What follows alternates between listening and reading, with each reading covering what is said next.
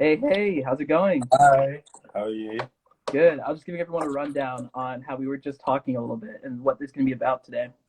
Uh, Wait, is it blurry or should I? Slightly, but it's not too bad. Okay, wait, let me just clear this.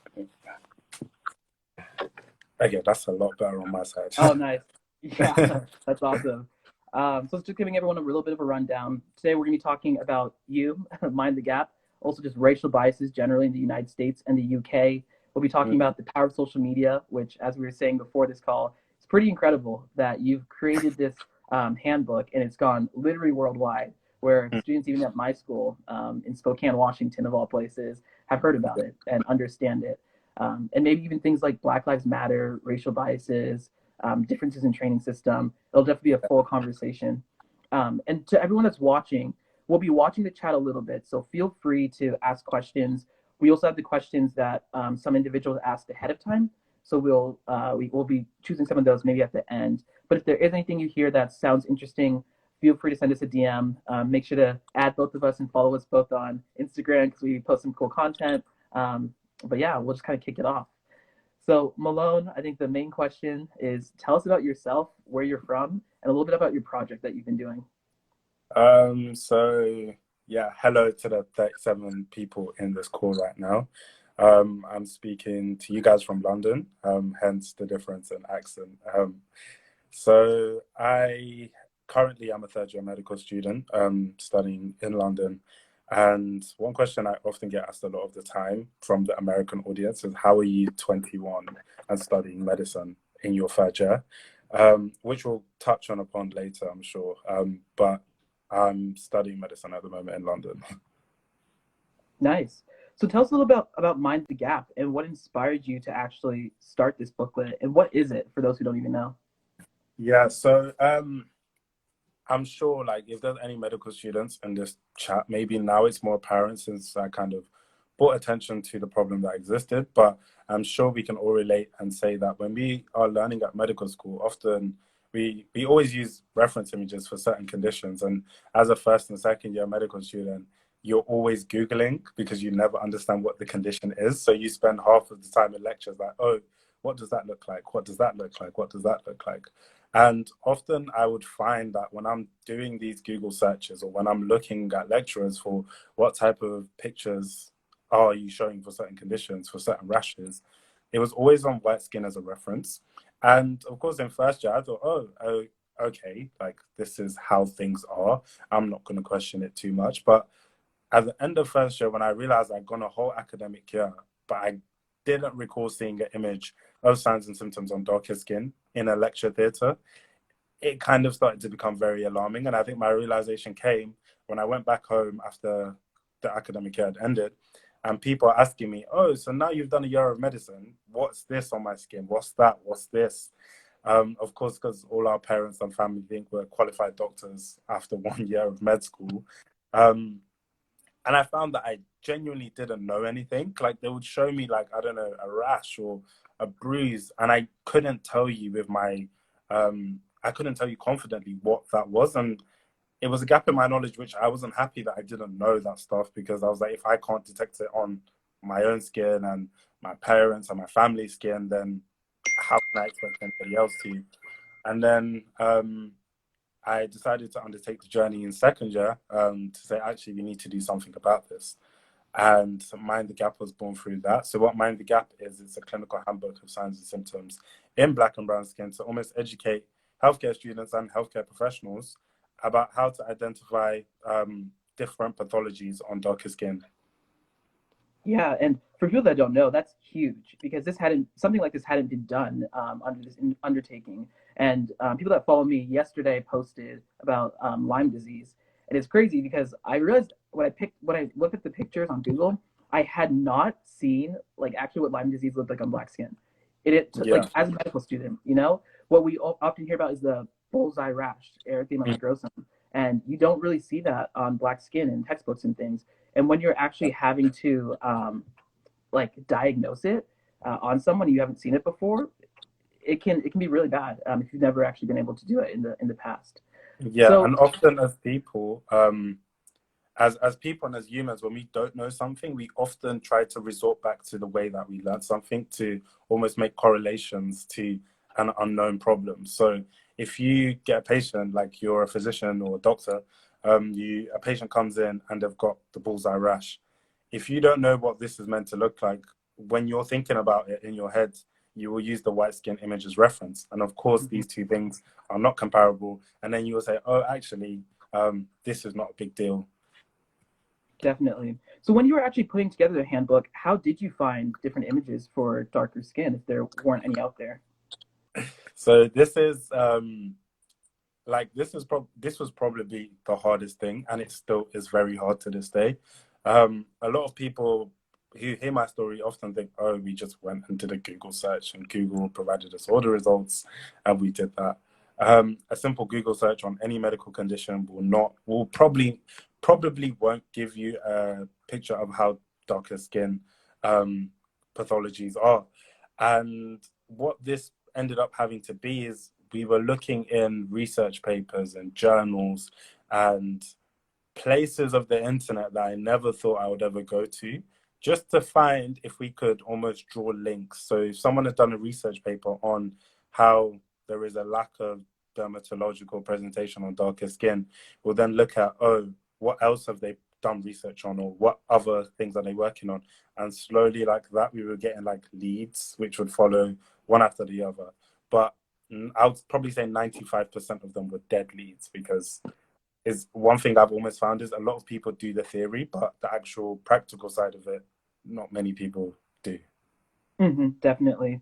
And I'm getting a question in right now. People are asking, where can we view this handbook, and when do we think it'll become a general part of medical education? So the handbook, if you go to my Did I cut out a little bit there? and click the link in my bio, the handbook I think is the first link or the second link. Alternatively, the website is, I'll type in the website in the chat actually. Perfect. And so what's your end goal for Mind the Gap? Because obviously you're crowdsourcing all this information. You've created this handbook that's now being used by medical students and medical professionals. Where do you see this project going now that we're in 2021? So with Mind the Gap, a lot of I think for us it's very almost insufficient for us to make a handbook and throw it out to the world and be like, great, use this and everybody will be able to take it, or everybody will just absorb all of that information in one go. I think there has to be a very sustainable element to Mind the Gap. So that sustainability for us, one of the methods of, sorry, someone said to pin the thing. Let me see if I'm able to do it. But yeah, that sustainability which I'm talking about comes in the sense that this work has to be work that we look back at 5 years' time and we still have a point of reference almost. And the people who need this work still need to be able to access this work in 5 years' time, because it's not like everything's going to change overnight. This is a problem which has been happening for like years before I was even born, years before we were all born. This is a problem that was before our lifetimes. So it's almost making sure that in the next lifetime that this problem's not there. One of the ways that we are doing that is, sorry, the chat keeps distracting me. One of the ways that we are doing that is through the website Black and Brown Skin. So the website actually features conditions of other pathologies on darker skin, and we have a facility in which people can submit their images and keep growing this resource. Another way that we are also looking to develop it, this is still in the early ideas phase, but is almost like e-learning and training modules for medical students at the moment. And we believe that if we tackle medical students, we are essentially making the work even more sustainable, because these are the doctors of tomorrow. Because if we don't tackle medical students, it's like we're not tackling it at the bud, and we allow these biases to manifest, and then they'll go out into the workplace, and it's almost like we're back to square one. But if we could make it that as soon as you come to medical school in first year, you start learning this from the very start. By the time you qualify and go out onto the hospital wards, you're very competent, and it's almost like you're expecting it, or if you're not expecting it, you know that there is a gap in your knowledge and you know you need to do something about it. Definitely. And yeah, one thing I've been thinking about a lot too is what if medical education required it to even get into medical school, right? Like you, at least in the United States, maybe we can talk about the systems a little bit now. But in the United States, to go to medical school, you have to take the MCAT, you have to take like classes like psychology and biochemistry and physiology. Why not racial bias too? Why not include that actually on the MCAT when you're taking it so that people are having to learn these things? I think personally, it's what makes a good doctor to be empathetic to people that look different than yourself. Mhm. And it's something that hasn't been explored too much or hasn't been required and built into the system. I don't know if the UK has anything like that in their system requiring understanding of kind of racial bias or even social sociology before going to medical school.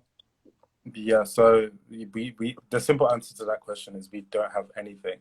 And even at medical school, we don't have anything. Mm. So it's only now we are starting to see a slight increase in like racial bias kind of um, lectures and racial bias material off the back of what happened in 2020. But prior to that, I think my whole time at medical school, we only had like 2 sessions on Mm. racism and the implications of like racism almost on healthcare and on patients.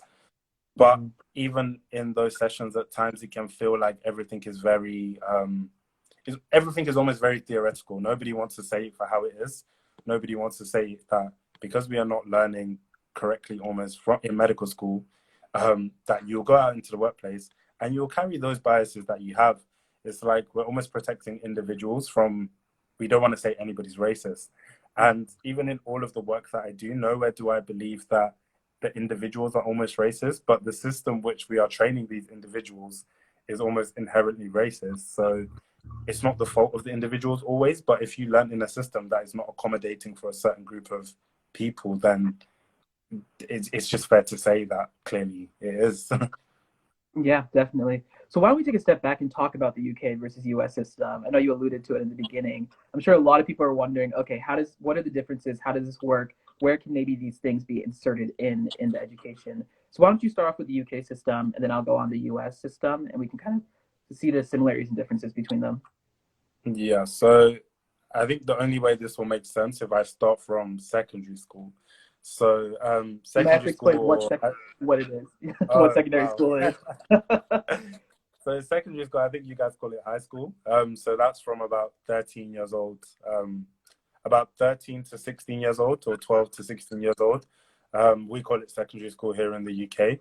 And then after you finish secondary school at 16 years old, you set a set of exams called GCSEs, which allow you to essentially progress to the next stage, which is called A levels. Or, in fact, I'll just keep it at A levels to keep it simple. There's other areas, but just for the simplicity, which is called A levels. So you complete your A levels between 16 to 18 years old, and your A levels are what take you to university essentially.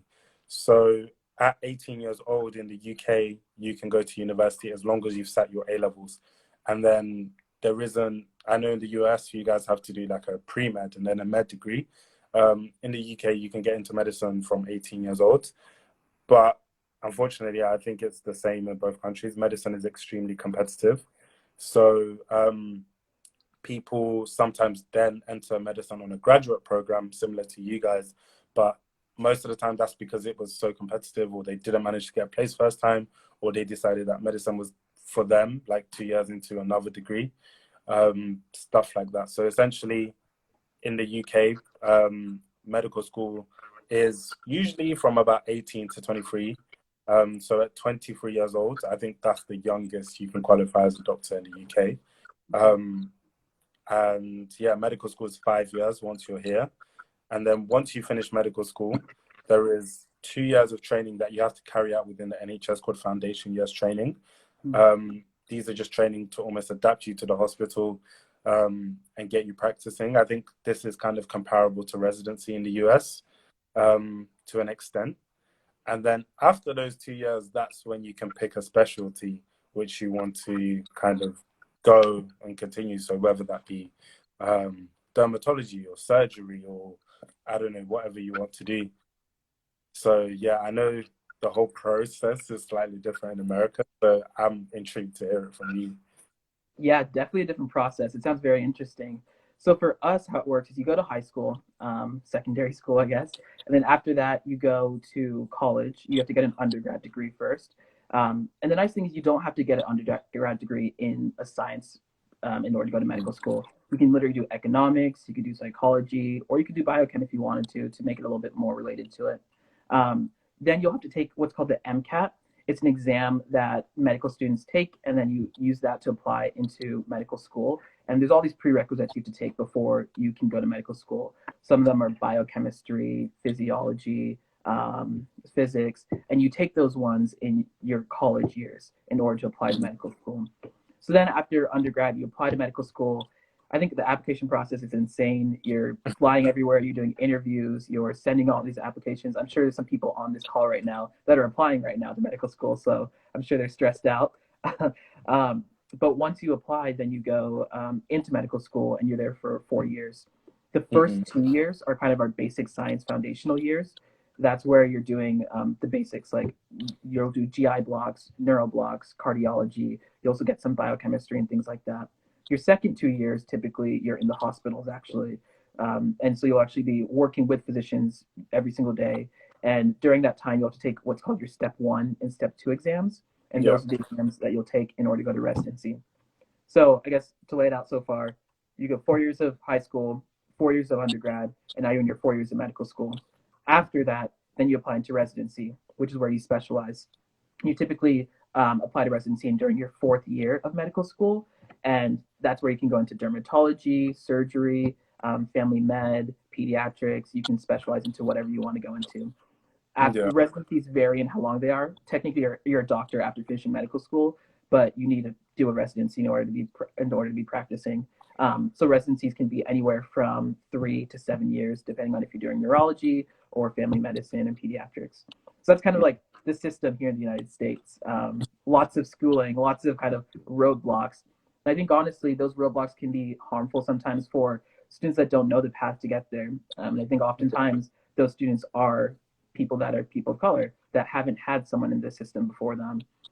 One thing I always talk about is the fact that in the United States, only 4% of physicians are African American compared to 15% of the United States population being African American. So there's a huge disparity there. And when you ask students what's been your primary driver for getting into medicine, a lot of people say it's been seeing someone older than myself that I knew or a family member that went into medicine and showed me that was important. So when students aren't able to see people like themselves in those fields, it makes it difficult for them to see themselves in that same spot. And I'm curious if the UK has problems with that too. What is that? What does the racial demographic look like? There's studies that show that diversity is important for a whole bunch of reasons. I know I've posted some on my page about that. So I'm curious, what does the UK system look like in that regard? So in that regard, the UK system is very similar. I don't necessarily have the exact facts and figures, but the patterns that you did talk about are very similar. I think one thing about the UK, I think I remember reading 96% of people who undertake medicine in the UK come from a family of doctors. So it's almost like an inherited family degree. For my own almost example, I am at medical school in South London, which is almost considered to be like the most diverse place in the UK. I think there's like 441 different languages spoken in South London. Wow. That's kind of the level of diversity we're talking about. And at medical school, I am only one of 3 Black boys on my course. And of Black people in general, I think there's like 10 of us. And this is a course of about 300 people. So in that, we're making up like 3%, I think, of the course population. If I got the maths wrong, I'm really sorry. But yeah, so the figures are similar. And one thing that we do see in the UK is, from my own experience, is exactly what you were saying. When people can see people that look like them in those spaces, it's kind of a big drive and a big motivation into wanting to occupy that space. Because prior to myself coming to med school, I've never met a Black doctor prior to med school. And even whilst I'm in med school, a Black doctor is very hard to come by. Like, whilst I've been on placements in the hospital, I've never been taught by a Black doctor the whole time. And I've been going into the hospital for the past 3 years. Wow. Yeah, and I think those types of things are so striking. It shows that there needs to be a difference.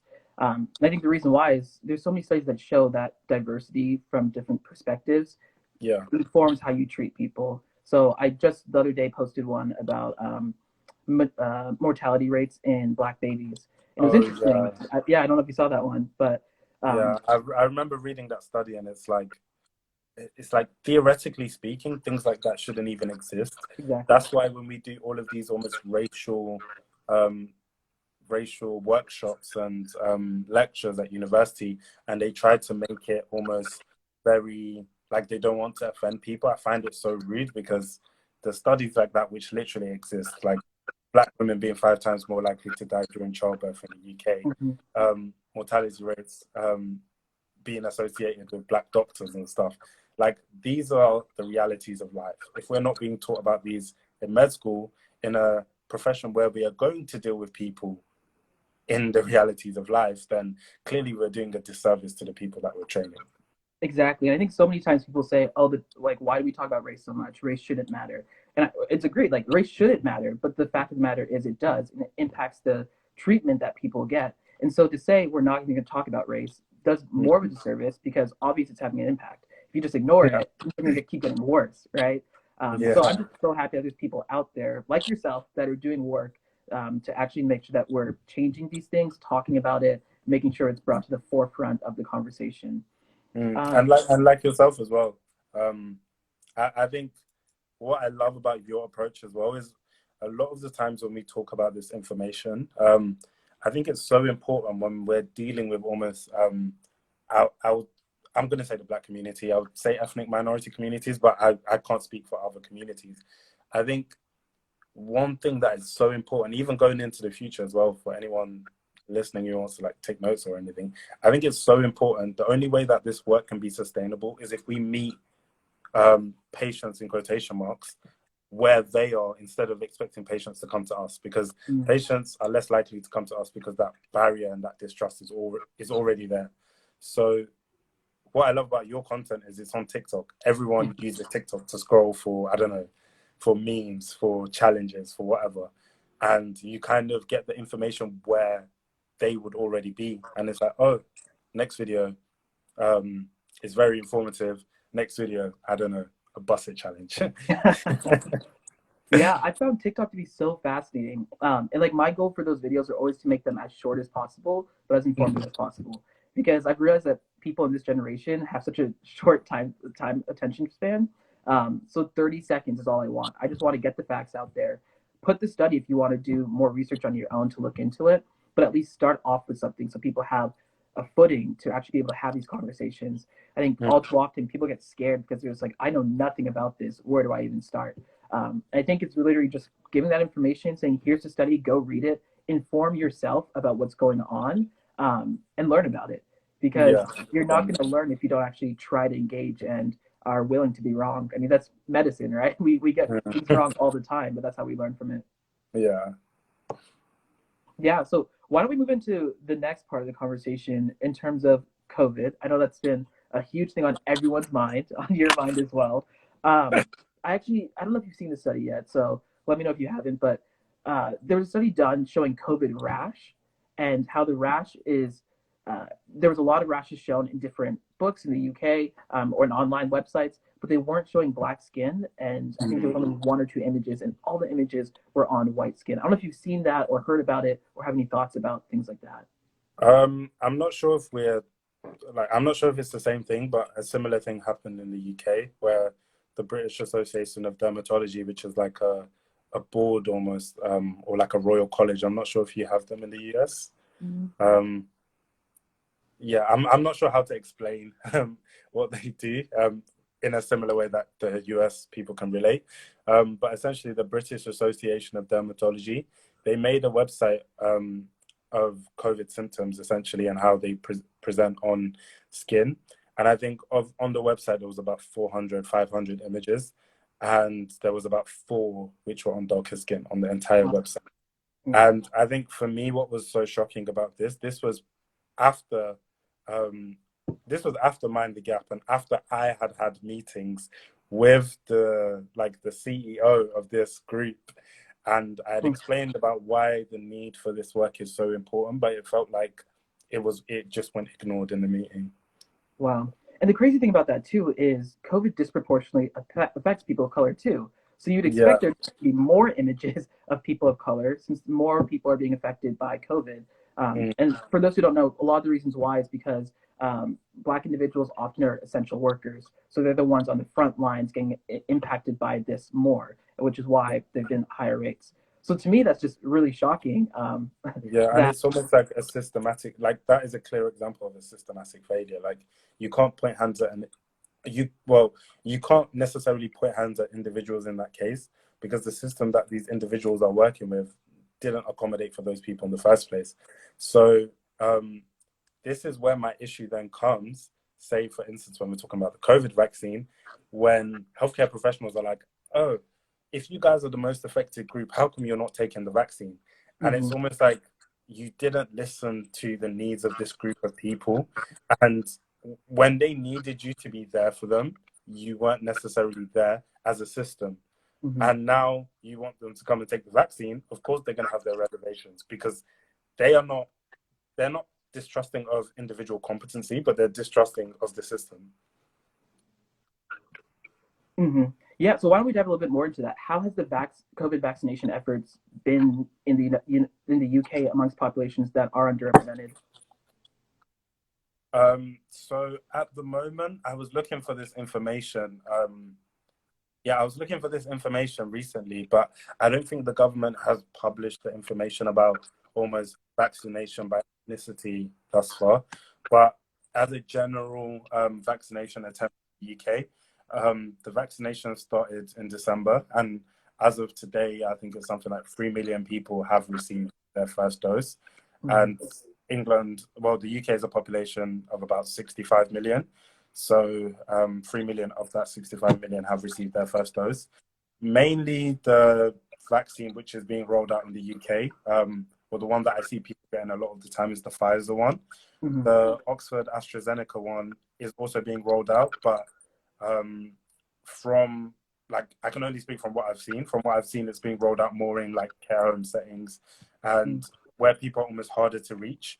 But where patients and people can just go to the GP clinic, they tend to get the Pfizer one due Mm-hmm. to all of its like how you have to store it, how you have to freeze it. So it's just better for them to give the Pfizer one there.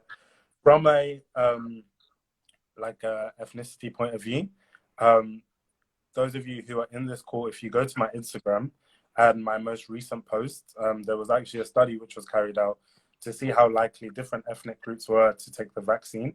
And from that study, it found that 72% of Black people were unlikely to take the vaccine.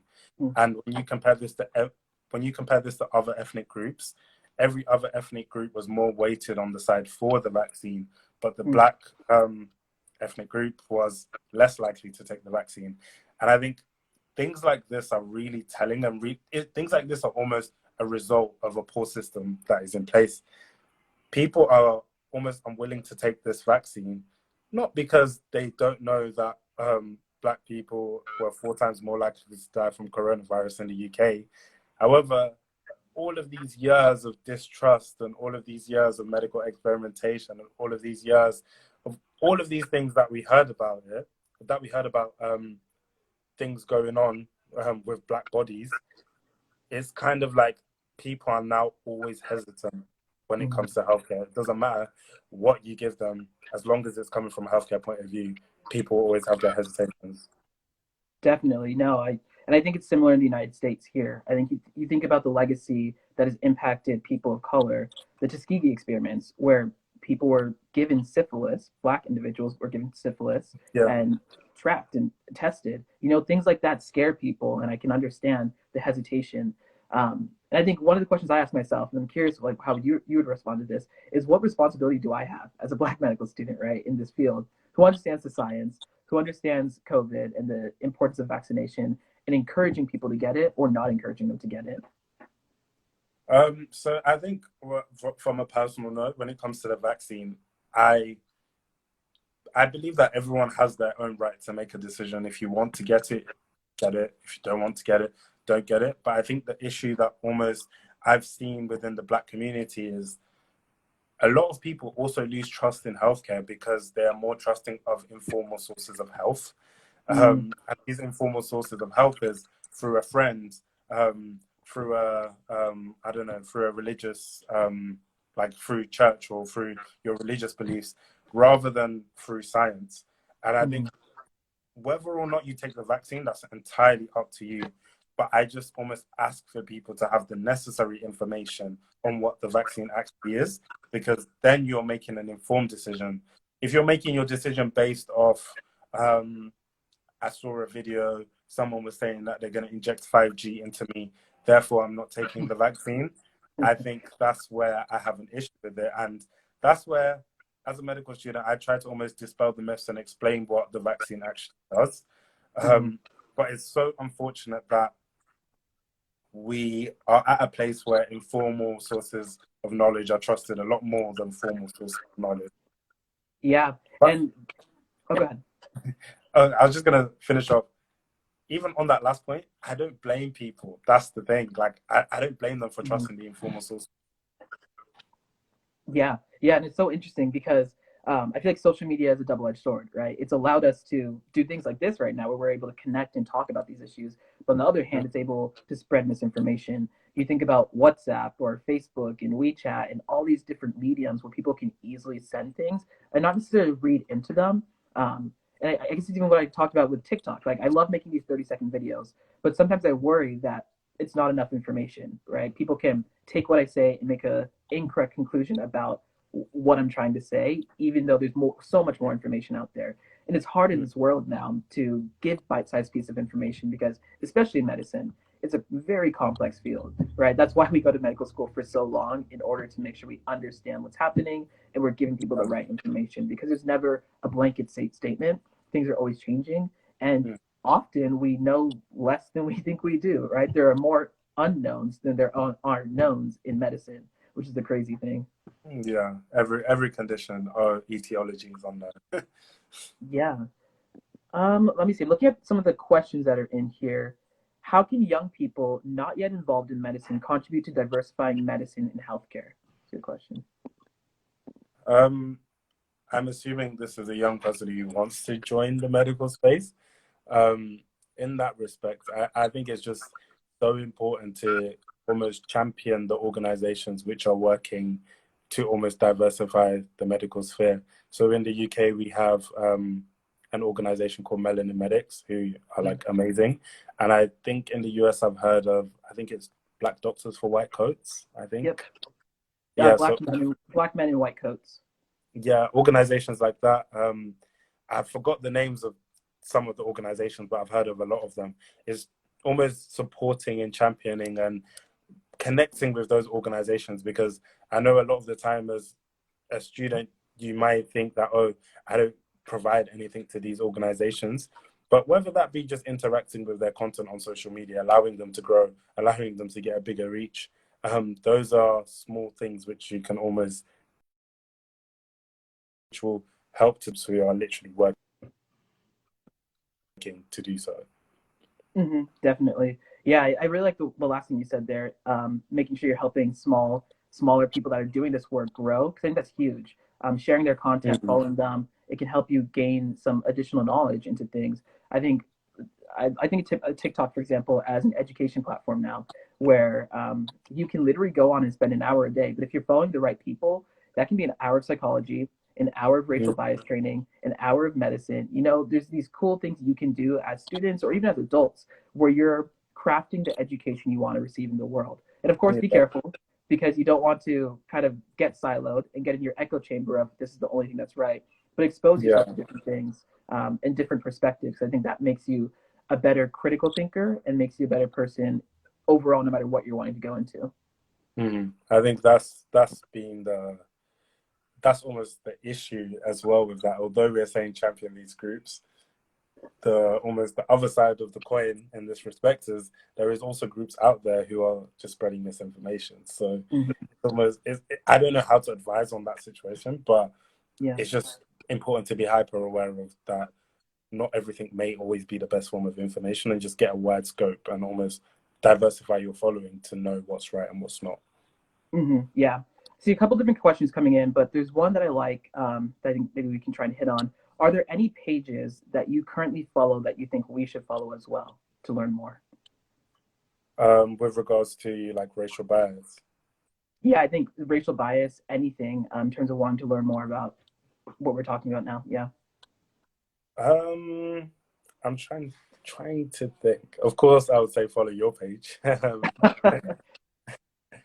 Um, one thing that comes to mind is brown skin matters. oh yeah, yeah, yeah. That was a great I'll one. say your page, Brown Skin Matters, at Black and Brown Skin, which is Mm-hmm. our Instagram page. We haven't posted on there in a while, um, but there is some informative content on there. There's another page, Midwives Against Racism, which is quite good. Mm-hmm. I'm trying to think of pages off the top of my head. Okay, I can't think, but that's 4 different groups, which should be useful, I think. Cool. And yeah, I'll probably be trying to make a TikTok on it soon and posting it about just different pages. Another good one for women, Black OB, or not even just women, but anyone that's interested in OBGYN, the Black OBGYN Project posts a lot of interesting things. And they're pretty good too. Oh, yeah. There's also a similar page to that in the UK. It's called 5 times more, so like 5x more. Um, yeah, I think that's a really good page as well. Awesome. Okay, we'll have to like consolidate these and post something about them so people can have easy access to them. Yeah. Okay, I've seen 2 other good questions. I'll just put them both out there. One, how do you plan to address major healthcare disparities Black patients face? And Mm. two, kind of related to that, what have your experiences been as Black men in a predominantly white field? How do you maintain your identities? So if we do them in order, how do you plan to address the major healthcare disparities Black patients face? Um, for myself, it's almost my plan to address these major healthcare disparities. I think this might sound so weird, but I think this is almost a future, what the future of medicine will look like. I think for so long, the way medicine has almost been practiced is that medical schools champion doctors and healthcare professionals to then pass on the information to patients. And before the internet, this was a very effective model because not everybody can know or be clued up about everything in every department. But now the internet has come through, and now we have Dr. Google at hand. Um, Patients often know a lot about their condition before they even present to the GP practice. Um, and the unfortunate thing is that information is not always correct, or it's not always the right thing, because medicine is not that simple, of course. So a way that I plan to address these major healthcare disparities is almost by meeting the patients where they are. So by having a website such as Black and Brown Skin, where it shows you images and signs and symptoms in Black and Brown Skin, I hope that this can address major healthcare disparities, because when people present to um, the GP or family physician, I think that's what you guys call it in the US, they will now have a reference image like, oh, I've got this bullseye rash. This looks like this picture that I've seen on this website. Please, can you confirm, or please, can you deny if this is the case? Mm-hmm. I also believe this will empower doctors as well, because now they have actually seen these things before the patients come in. So it's no longer a case of the patients almost having to educate the doctors. And I think this is so important, because I feel like medicine, I'm not sure in the US, but in the UK, I feel like we haven't accepted that patients use Google to Mm-hmm. search their symptoms. Yeah. And I think it's something that we need to do a lot more to address, because I do it all the time. So I know patients do it too. Like, as soon as I start coughing or I've got pain somewhere, I'll type it on Google. Oh, pain in my left arm. What does Mm-hmm. this mean? Even though I probably do know already, but I just go to Google almost as a safety net. So I Mm-hmm. think it's so important that we address that before we start to get pages who are just spreading misinformation and just, yeah, not helping. And then with regards to the second question, what has your experiences been as Black men in predominantly white fields? How do you maintain your identity? This is something which is very almost close to my heart, because as a Black man in this predominantly white space, um, I just feel like we're not seen. And I used to struggle in my first year of medical school. I couldn't find an element of relatability. And that's something I would. Oh, wait, hello? Hello? Yep, I'm here. Hello? Oh, it cut out.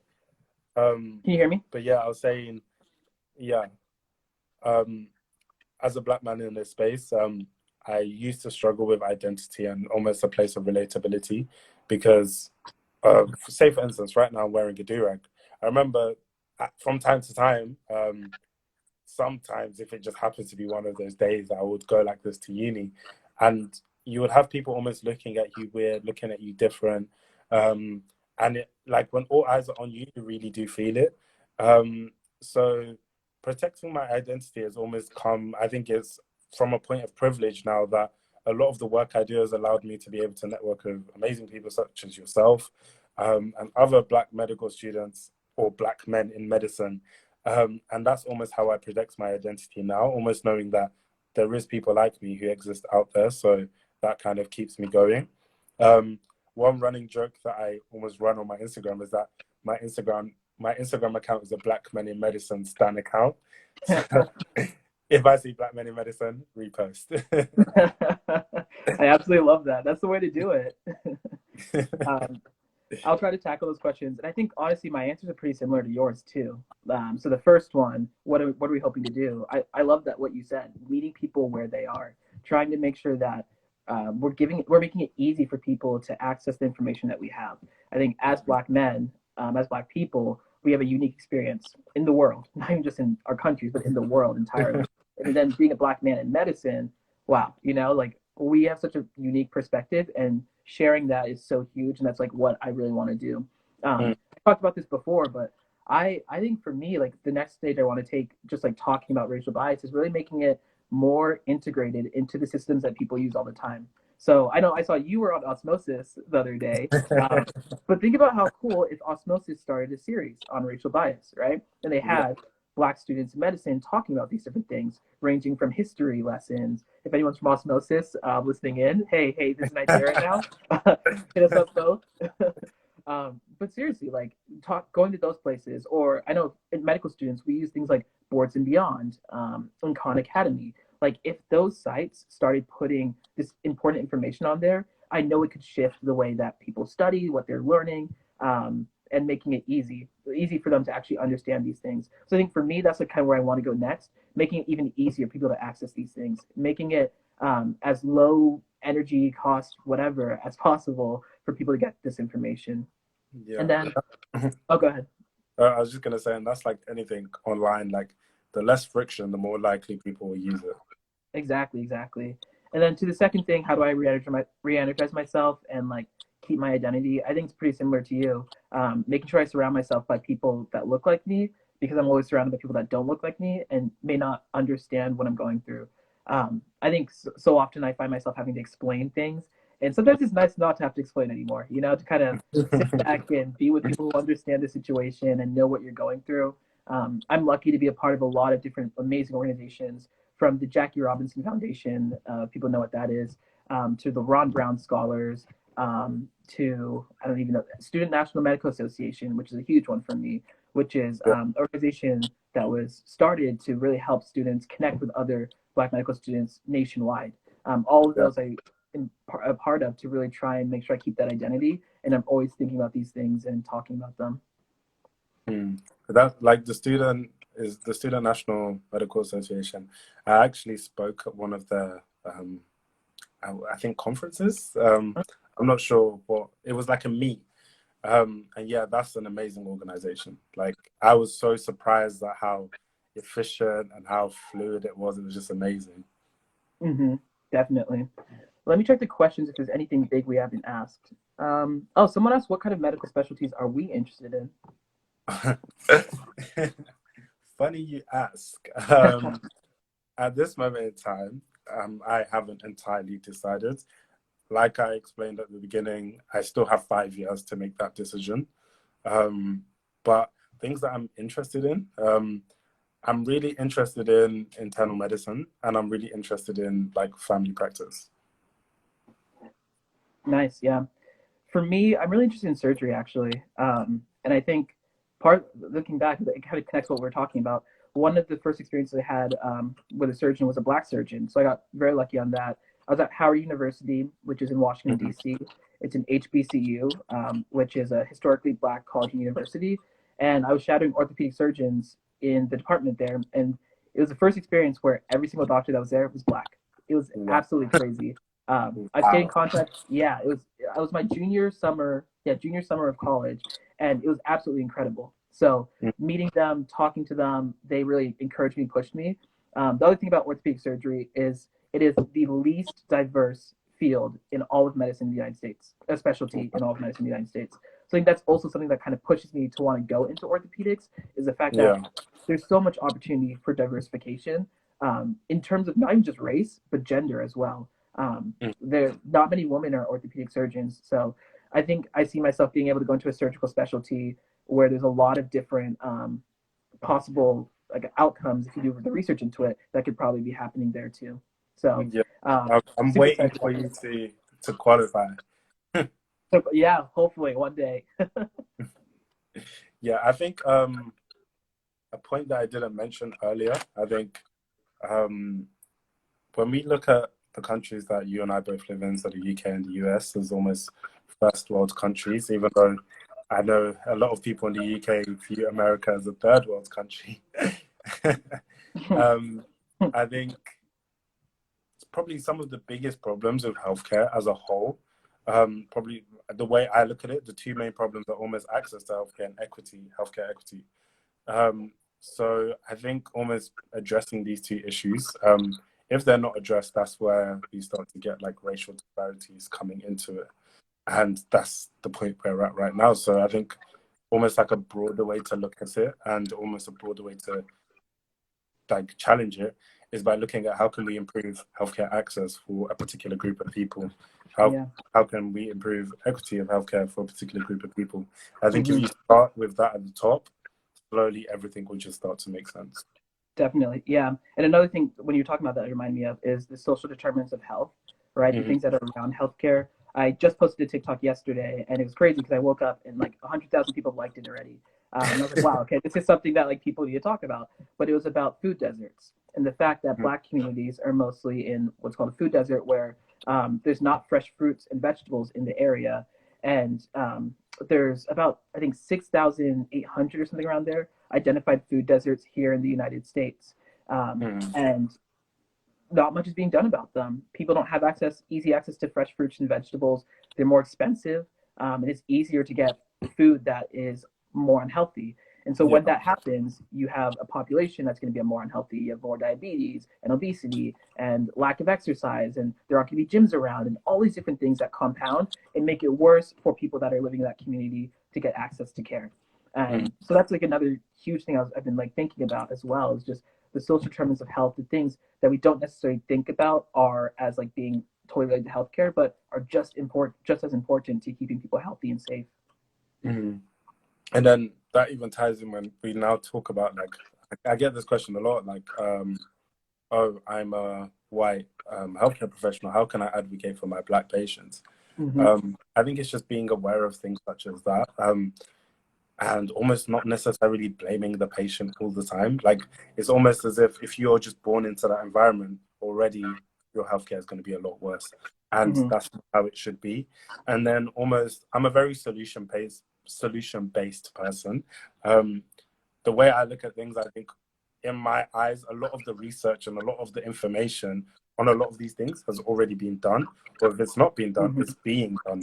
However, it's almost like almost a mantra of my life is like ideas are common but execution is rare, so Mm-hmm. I like to focus on execution. um, and I think one way that we can almost tackle this issue um, is going back to the point that we said earlier by meeting people where they are. If we know that this community has a food desert, um, and we go and I don't know set up a food bank or something that is healthier food every Saturday, and we trace results over, I don't know, a longitudinal study over like 5 years or however long we want to do it, I'm sure we will see an improvement. It's just like one thing that in my lifetime, I just hope to carry this out is I go to the barbershop. Like, as a Black man, I would say every Black man on average goes to the barbershop. I would say an average of the people who don't get their haircut and the people who get their haircut probably once a month or every 4 to 6 weeks. Some Hmm. people going every week, some people going every 2 weeks, some people going every 2 months. So as an average, it's like 4 to 6 weeks. And this is almost the hub of Black men who are just there and just passing time. And in the barbershop, a lot of the things that we talk about, football, sports, or I'm assuming in America is like NBA, sports, this stuff, just almost like, I wouldn't say pointless conversations, but it's just like social conversations. Yeah. If we could go to a barbershop and say every Saturday morning, um, we will give out health advice, and for every 5 people that come to this clinic that we set up in a barbershop, the fifth person will get a free haircut. I'm sure over time we will be able to get this information, whether that's about prostate cancer, which disproportionately affects Black men. Yep. Over time, I'm sure we will be able to disseminate this information to the right group of people where they are, because they came to just get a haircut, but they're now leaving with more information about prostate cancer. But Hmm. if we had told those same group of people, oh, go and read about prostate cancer, they probably weren't going to do it. Hmm. Exactly. I think that's huge. You also think about it like with blood pressure too, right? If people aren't going to be Mhm. going into the hospital, but you can come to them, bring those blood pressure cuffs, take their blood pressure, help them out where they are. There's so much we Yeah. can be doing to actually meet communities where they're at more than we are right now. I think that's huge. I mean, you should start that project. Literally, Or that's like a retirement plan almost. yeah. So when I retire, like the power of a barbershop, I think is very underestimated. The power of a Oh, I barbershop, agree. the power of a hair salon, like they are where the Black community is at. If you want to get good results or a good population, or you want to speak to the Black community directly, go to those places. If you don't find them there, you'll find someone who knows where to find them. Exactly. No, that's so true. That's so true. And that connects to one thing I realized I didn't ask you at the beginning. How do you balance your time right now? Because you're a medical student, you're doing Mind Gap, you're obviously wanting to take a bigger step into social media and really educate people. How do you balance all those things? Time management. Um,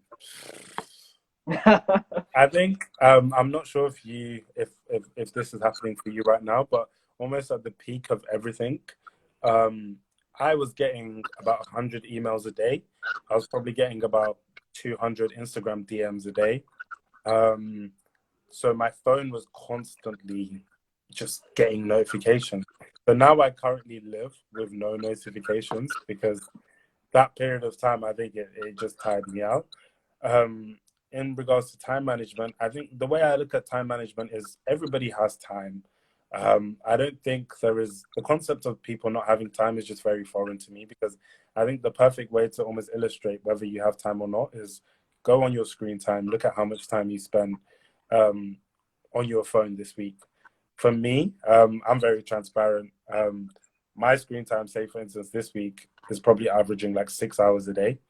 And I can confidently say of those 6 hours, like probably an hour of that six was useful time that I spent on my phone. So technically, I'm wasting more than 80% of my day on my phone.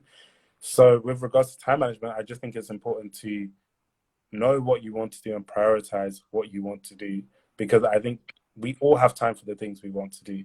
It's like I will always find time to watch Arsenal, but I may tell you that, oh, I don't have time to write this essay. That's not because I don't have time to write this essay, but I've prioritized watching Arsenal. So I've shifted everything else so that when 7 o'clock comes, I can watch Arsenal. But I didn't do the same for the essay. But when I do that for the essay, I then find myself with a lot more time. Mm-hmm. That's so true. Yeah, I agree. I feel like I waste. I think I'm also at 6 hours probably a day too, and I'm always like, oh, I'm going to do all these things to cut it down. It doesn't happen. My little Yeah. brother told me about a study though, where if you put your screen on black and white, it actually reduces your screen time because you don't want to use it as much. So that's kind of interesting. Oh, I Um, didn't even know that. yeah. Well, we're reaching the top of the hour. It's almost 11. It's almost noon here, and I guess 8 p.m. where you're at. So I don't want to keep you Yeah. too long. Um, but maybe for the final few questions, why don't we just go with like how would you change medical education if you had an ideal world? How would you change medical education to be more inclusive? And what projects can people support you with in 2021? In an ideal world, I think the perfect way to change medical education is by changing it from the ground up. I would love to say from changing it from the top down, but unfortunately, I have spoke to a lot of big stakeholders in positions at the top, and I can see that is a process that will take us maybe more than 10 years to successfully do. Whereas if we do it from the bottom up with like TikToks like yours, work like Mind the Gap, we can start to see some progress, even if that progress is just 1%, but we can start to see some progress within like 3 months. So I think that's the way I would tackle it from bottom up perspectives. That's by supporting the people on the ground who actually do work. Um, the last question about how to almost support the stuff I'm doing. I'm looking to expand Black and Brown Skin and expand the team. I'm not entirely sure if it will be an international team, but within the UK, it will be like a UK-based team, and of course have international connections. So if you want to join as well, I think you'll be an amazing person to have on this team, just to almost deliver that message further. And we're looking to make Black and Brown Skin a website an even bigger platform than what it is right now. And another way to support the work currently is by sharing with your friends Mind the Gap, sharing that you can submit images onto Black and Brown Skin, which will be posted on the website, might even make Mind the Gap second edition. And yeah. That's awesome. I love it. Yeah. Well, thank you everyone so much for joining us today. It's news. I won't keep everyone. We'll hopefully post this afterwards. Malone, do you know, like, if I just exit out this, will I be able to save it? I have no clue. I think I have to exit first, and then you exit, and then it should give you an option to save straight away. If it doesn't, yeah, I don't know how you recover it. Okay. Yeah. Well, I'm seeing a lot of people saying we have to do this again in the future. So glad that I'm people thought down. this was. I'm down too. This was really good. There's still a lot we didn't even talk about. So we'll have to do this again sometime. Yeah, and thank you for inviting me onto your platform, and I can't wait to see your work grow. I know you've got a big following already, and by the end of this year, we hope you're okay. We'll see. Thank you so much. See you later, man. Thank you. Bye.